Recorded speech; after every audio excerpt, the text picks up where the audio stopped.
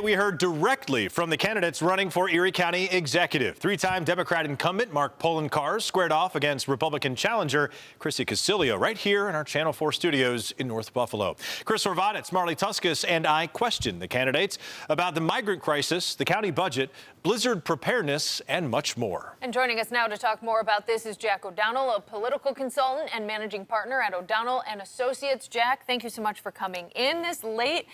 Okay, so let's just put it out on the table. Who do you think kind of outperformed who? How do you think this all went tonight? I thought it was a really good debate. I think both candidates really made their points. They had their attack spots, right? Poloncarz had to defend some of his conduct, and so did his challenger. But I thought they both did fairly well. I think it was mostly a wash, but in a wash, in a draw, you've got to give it to the challenger because she stood with them and held her own tonight. We questioned them on many topics. As you heard, we spent a lot of time on the asylum seeker, on blizzard preparedness. We also talked each about their personal lives because they both have some things that voters have told us they are concerned about. How do you believe both of them handled it? Chrissy with her tweets, and of course Poloncarz with his interactions with some women in his life. Well, I think you saw again tonight one of the more polished politicians, right? Mark Poloncarz had answers to a lot of these questions. He had them ready. He explained them fairly well. You know, I thought that she stuttered a little, like I just did there, right? Answering some questions about the tweets. She got lost on the dates and what tweet it was. And then, you know, one of the big things was flubbed her answer on whether it was an insurrection or not.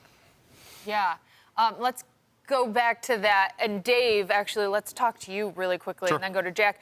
So you heard from her team that was a flub. They came up and told you. They came down and talked to us and said clearly that was a misspeak by Chrissy Casilio. That was something that she did not believe. And they pointed to the fact that prior to her saying what she said about it not being an insurrection, she did talk about people who participated in January 6th, should be held accountable, so on and so forth. So they tried to balance that. That's what her campaign was saying in terms of what she actually said on air. I think it's clear that that's what she intended to say, right? But debates are about sound bites. And what she said is something that might appear in an attack ad. We'll see it in tweets. We'll see it in a mailer. We'll see the Poloncarz campaign highlighting that, especially with a lot of Democratic voters in Erie County. How do you think she hits back? Because I think you're right. I think they will use, both campaigns will use images and sound bites from tonight, as they should, as they certainly should. But what do you think that she does to hit back at him? Because he probably will use that. Well, I think you don't want to, in the last couple of weeks, just be on defense, right? Especially if you're the challenger, you're not going to get anywhere just saying, I didn't mean what I said, I meant something else, right?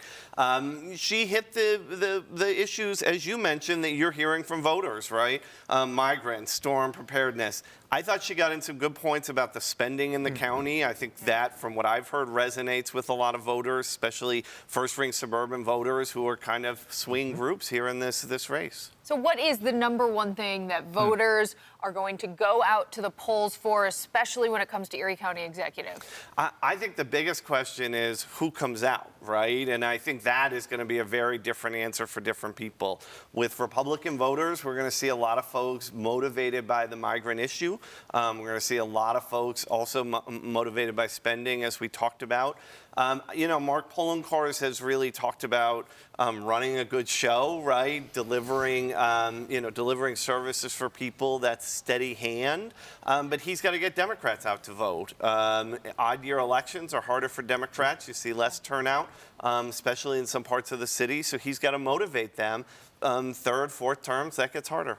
We knew that this was going to be a massive uphill battle for any challenger to the degree of a Chrissy Casilio. She is a brand new political candidate going up against a person who has spent decades in politics and, as you mentioned, is a very polished politician. She had two opportunities to make up a lot of ground before November 7th, St. Joe's debate and tonight. Do you think she made enough of a case to voters over the course of this campaign to make a difference in 2 weeks? You know, today, I don't think she did. I don't think she's quite close enough. But again, at the end of the day, I thought she did a good job standing up there, holding her own. That'll help her. And again, it's going to come down to whose base is more motivated. You know, do we see Governor Hochul coming in to push Democrats out the weekend before? Does that turn out a lot of Republican voters in the suburbs at the same time? Sure. Those are the calculations these campaigns are trying to make right now in the last few days. All right, Jack, thank you so much for coming in. We appreciate it. Thanks for having me.